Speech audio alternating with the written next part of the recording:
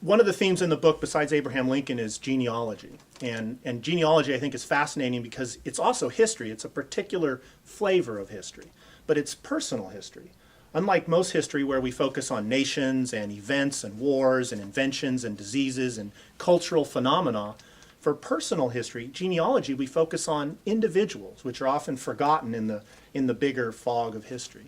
But genealogy suffers from the same issue. Is you may have a family tree you've developed, and yet if you really think about it, you might say, well, how do I know that my great-great-grandfather was really born on that day and died here and lived here?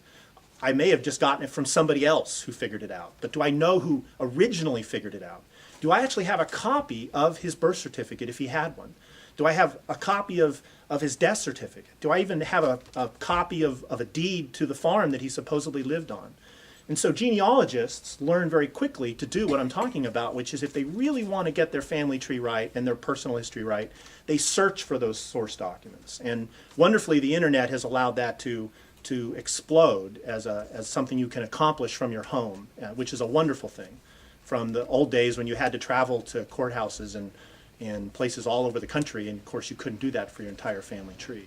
So genealogy, though, faces that same issue of what really happened, and interestingly, one of the key things that happens in The Lincoln Secret involves a tying of Abraham Lincoln and genealogy. And in fact, and I'm not giving anything away here because this happens right near the beginning, the first controversy that the characters in The Lincoln Secret encounter is a alternate history. I'll just use that word for a moment.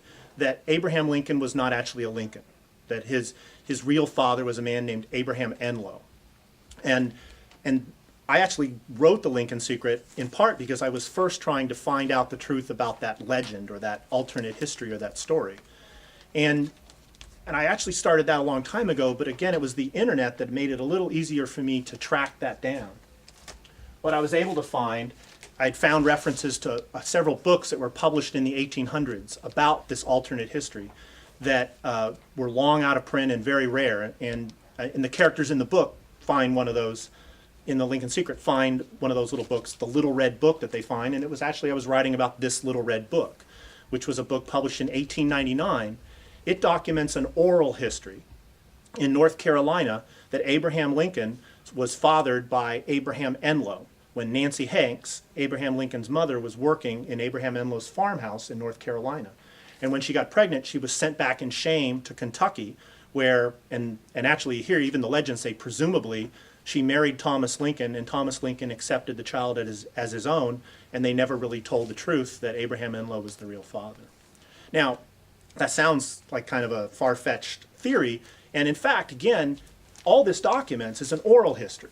But it's interesting that even this is very compelling. If you read this, the writer of this book went back to North Carolina and talked to people who were either alive, who remembered their parents talking about it, of the story of how this happened to a woman named Nancy Hanks. And the timing is about right. So it certainly seems plausible.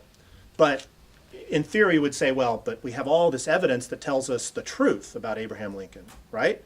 Well, that's where it gets interesting to really look at history and ask ourselves what we really know.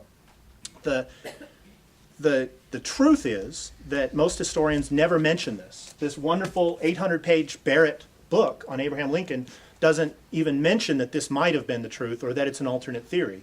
And interestingly, Barrett goes into all sorts of alternate theories on many things. It's quite a confusing book sometimes. Instead of simply saying, this is what happened to Abraham Lincoln, several times Barrett takes the time to say, this could have happened or that could have happened, we're not sure, and there's controversy. But this controversy never made it in there. And one possible reason is he was unaware of it at the time. It was 1865, Abraham Lincoln had just been assassinated, and he was writing this biography to, at the time, a martyr, and the story may not have made it out of North Carolina at that point, who knows. But this became the source for most of our accepted history of Abraham Lincoln. So I like to think that the reason that the story of Abraham Enlow didn't make it into history books is they were unaware of it. But then when you realize there were several books published about it and stories in newspapers published about Abraham Enlow being the real father of Abraham Lincoln in the 1800s, you begin to wonder, well, how come nobody mentions it ever? And I reach a conclusion probably because trying to raise that issue that Abraham Lincoln might have been illegitimate, especially in the 1800s, would have brought a lot of negative connotations to it. being illegitimate back then was certainly much more of an offense, and people often had a hard time rising above it. But today, we could accept that much more readily as something that can happen, and it bears no ill will on the person who is illegitimate. But so you could accept that. But this is where the creative part of me took over, and I deviated, and I said, but what if that wasn't really what happened? What if that was a conspiracy, that the historians never knew about it because somebody covered it up and tried to keep it quiet, and removed references of this book in any reference to books in print, so you couldn't find out that it existed except because of the power of the internet to start bringing all sorts of information. So if you run a search for Enloe and Lincoln and book and things, you might find a hit for some used bookstore that has a copy of this rare book in stock and actually bothered to put that as the search words. So I began to think, well, what if it was a conspiracy? What if there was something, even fact, so terrible that even today people were trying to cover it up? And that's where I went on to a path of writing a fiction novel with that theme. And that was just the starting point. And I said, well, if that's going to happen, then there has to be more to it than that. And so I looked at Abraham Lincoln's life, and I looked for other points of controversy. And though this is probably the most unknown one, I found plenty to choose from. And I chose some that I thought were worthy of writing about, and also didn't demean him, but told a complete story. What's the title of that? This book? This one is Truth is Stranger Than Fiction, The True Genesis of a Wonderful Man. There are two other books that have also wordy names that talk about this story, and that was kind of popular in the late 1800s to have quite long, wordy titles. This one was published in 1899.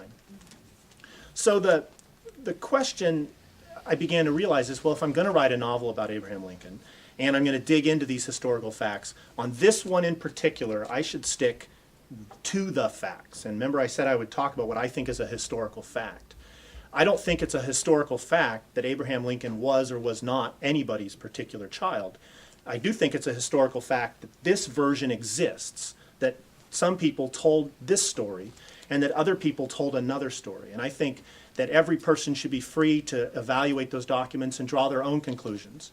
And in the end, I don't think it demeans President Lincoln or hurts him in any way, and maybe just the opposite. In our modern day today, we'd say it's yet something else that President Lincoln had to overcome to become president. That Abraham Lincoln, who was born to poor, illiterate parents, who had to teach himself so many things, who had to struggle to rise out of poverty and become an orator and a lawyer, and then rose to become president of the United States and make all the wonderful decisions and tough ones that he made during the war, that man even had to overcome illegitimacy. And it's even more interesting to make me wonder that Nancy Hanks was also an illegitimate child.